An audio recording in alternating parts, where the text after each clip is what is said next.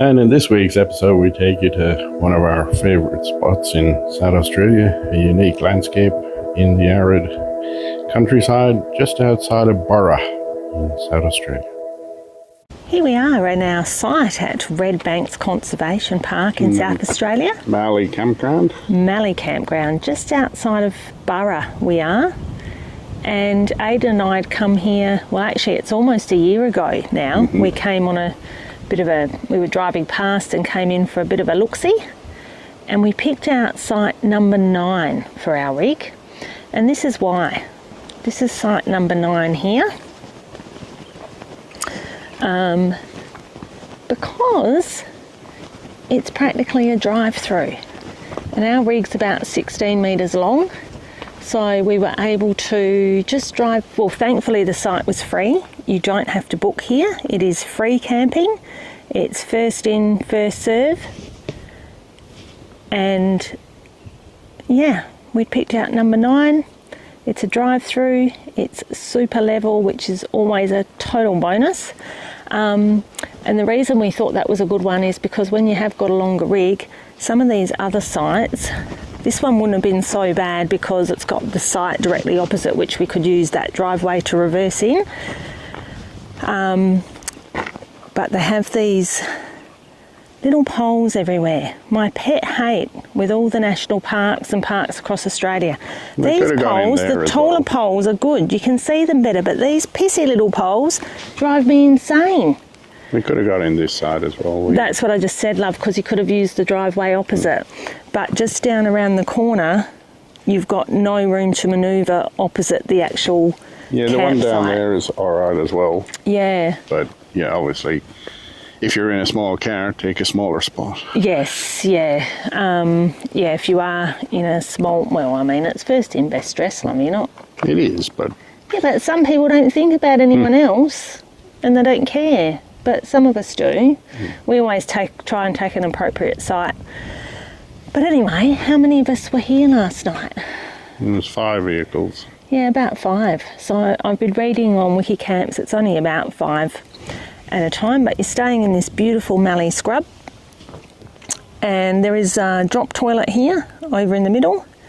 No other facilities. But we're just about to take you for a walk and show you the main attraction. Aren't we? Well, that's the plan. Well, yes. We could unhitch and drive, but... Oh, why would you bother?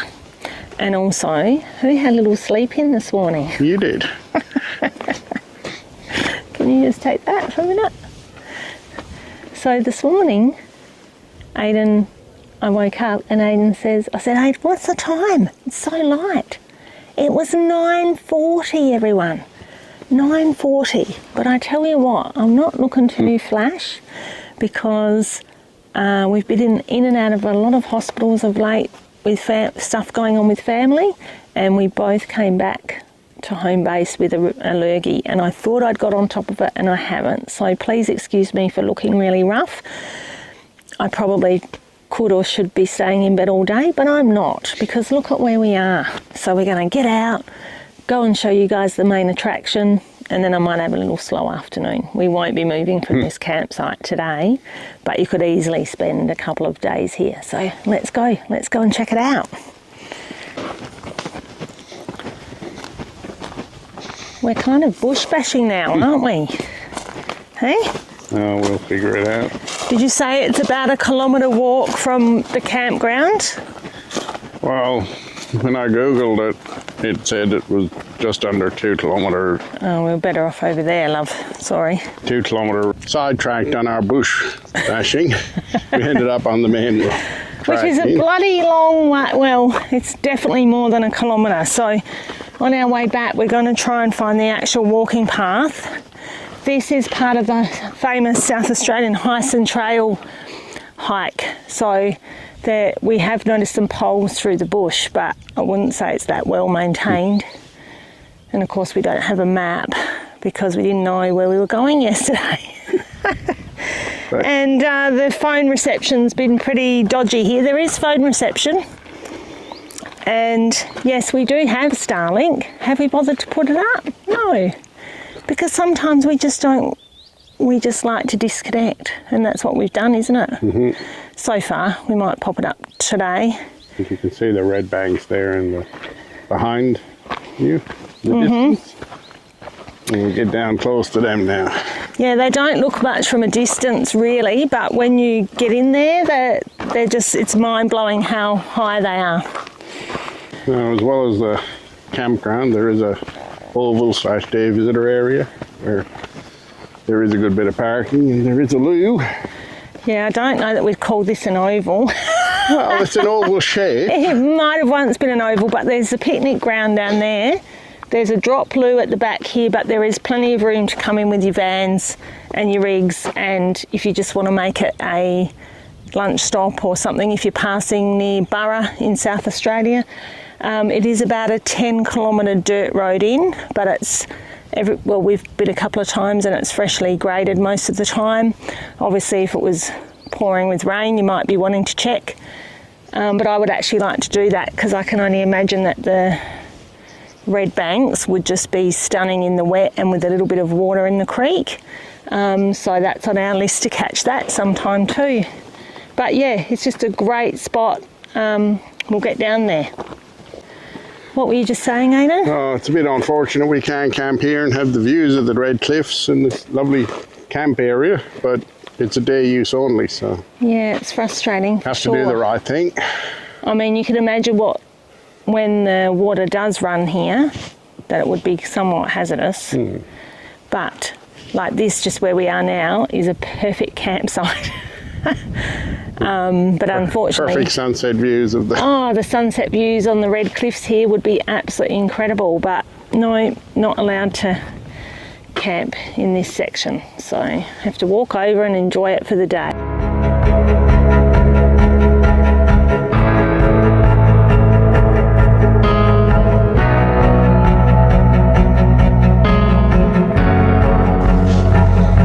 Isn't it stunning? It is. Just trying to work out, it's probably 25, maybe even 35 meters high in some of the spots there. Oh, at least. But what we can never show on camera is the absolute serenity that's here, and the energy that you can feel is just so calm, isn't it? Yep. So calm. And no one else here today.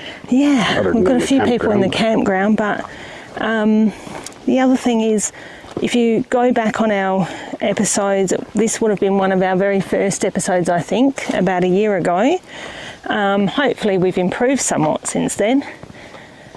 But, you know, throughout our travels, we do often pick places where we think, oh, yeah, when we've got some time, we'll get back to that. And this is what's happened with this one. We actually, you know, have a few days, well, several days where we can get away before we've got other commitments. And so we thought, wow, the weather's perfect. Turning on the charm, it's not 40 degrees. So we'll come back and we'll camp here for a little bit. And we're not sure where next, but this is the magnificent Redbanks. And when we get over here, I'll stand next to one of them, Aidan, so that, you know, it gives people some perspective. You can never get on the camera, can you? Just how tall things are. And you will notice when we're filming around the base of the trees, there's huge amounts of debris where the water has just rushed through here, which would be pretty incredible to see. It's a bit like being up in the Flinders. Anyway, I'll scramble over here and stand next to one of these walls. Are you filming? Yeah. Now I'm zooming back out so you can see that all the way to the top, and you look kind of insignificant there. Are you saying I'm insignificant? No. I thought I was your significant other. You are, but you're probably, you're 170, is it nearly? Yeah. And yeah, they're definitely close to 30 meters. Yeah. So as you can see, everyone, absolutely gorgeous. Just the best if you're into this sort of thing, which I guess if you're following our channel, you probably are. I will give a shout out here to our mates from Filthy Off-Road Adventures. Matt and Lisa. I know that you're getting your camper ready and you are going to get to South Australia at some stage, and this would definitely be your kind of thing here. You'd absolutely love it. Except no dogs allowed. Oh yeah, so if we're around, you're going to have to drop the pup off to us and spend a night with us, and we're happy to dog sit any time that we're in the Roo. Got a great yard for that. So yeah, I can guarantee you guys will love this one. It's awesome. You'd really easily think that this was shells, wouldn't you? Yeah, it's just layers of gravel or stone and then the mud. It's just absolutely stunning. It's quite amazing. To see, you know, whether it's laid down by glaciers or something. How many, you know, hundreds of metres. It just goes for hundreds of metres, doesn't it? And it's a big fossil site for... Oh, yes. So if you're into paleontology, oh God, excuse my puffing because the cold. The Diprotodons. The megafauna. Megafauna, so the big wombat-looking ones. There's an impression for you. The big wombat-looking ones. They used to roam around here. So this site is actually quite significant for that. So... And if you remember our time up at Eromanga, they have some of them up there too. That was that was May, wasn't it, last year? Yes. They're up there. Yeah. Have a look in here, Adi. Just so cool. And if you're lucky to get a blue sky day, it's pretty, the colour contrasts are just amazing.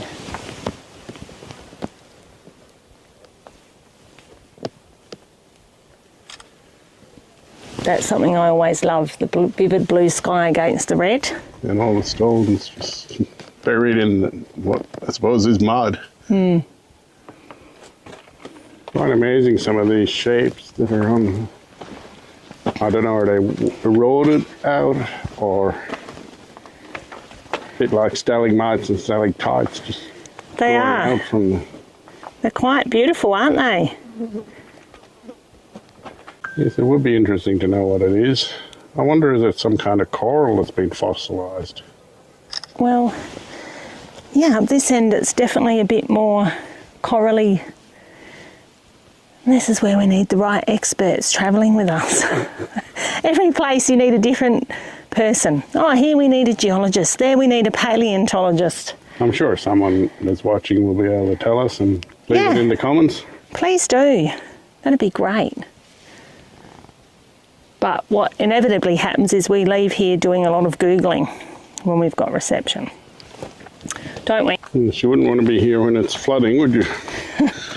Well, this is after the water's run. Yeah. Quite a build up. Quite a common sight in many of the South Australian, well, certainly where we are now and up towards the Flinders. Just when it runs like crazy, and when it doesn't, there's nothing here. When it doesn't, it's parched. But that's the debris that it leaves.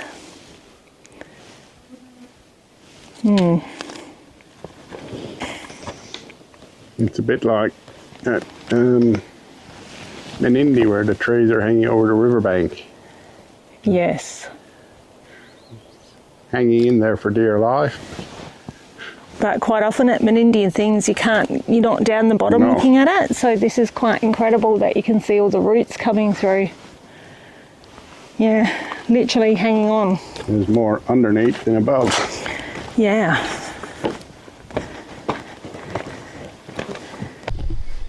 There is a good old drop loo here, and actually it's not even stinky. It's great. I guess it shows how few people actually come and stay here. There are a couple of big redbacks in there though, so You want to be watching your butt when you're in there. And my number one travel tips for the drop loos. Make sure you've got toilet paper. Yep, this roll was kindly donated by Vantasticaus at this drop loo. And before you even think about doing anything else, put your phone and your keys on the floor. Yep, otherwise you know where it's going if it's in your back pocket, and it's not nice getting it out. Dinner time. Yeah, dinner time, everyone. So we often get asked, is the slide out kitchen worthwhile on the van? 100%, 110%. It's just so good to be able to cook outside when it's beautiful like this. You show everyone love where we are. It's just amazing. And We're sitting in the same place as we have for, this is what, the third now? I think so. Just having a bit Didn't of a... feel like moving. Well, we're finding it hard to move, everyone, because we are the only ones here. There was a few here the night that we came. They all departed, and so now we've got the whole place to ourselves. And the only bummer, I guess, is being the middle of the end of summer. It's fire ban at the moment, so that's when the induction cooktop on here is a real bonus for us. We can still cook. We've had plenty of sun. Aiden's had the extra solar panel out, so we've been able to get back to 100% power every day, which has been great. But we haven't had to use the air conditioner yet. So we're thinking we'll probably have to move on tomorrow because it is going to be pretty damn hot tomorrow. Yes. And sorry, what was that I heard you say? What are we having for dinner tonight? It's gourmet. Gourmet, people. We're down to the last dregs of food. No, we're not. Well, we're getting there. So we're having, I've ripped the top off. But Mingles. Absolutely love the mingle seasonings. Can't beat. We're having the Mexican fajitas. Mexican fajitas. That's one offer for you tonight. So that's what we're having. You're cooking, not me. Yeah, I don't mind whipping up a bit of a Mexican fajita. If it was steak or sausages or whatever. If it was meat and potatoes, then Aiden would be doing it. I don't get involved with that. And wouldn't normally do this, but we're probably having a side of flies with it. But that's life when you're out in the bush. Is it flies or is it sultanas you're putting in? I don't think you want sultanas in your Mexican fajitas, love. So we'll have this on some... Don't want flies in it either, but... Some yummy wraps. Some of us, amongst us, will have beans and salad or whatever in our wraps. Oh, I should show everyone those wraps, actually, love. Hang on a minute, I'll show you the wraps. Oops. Yum.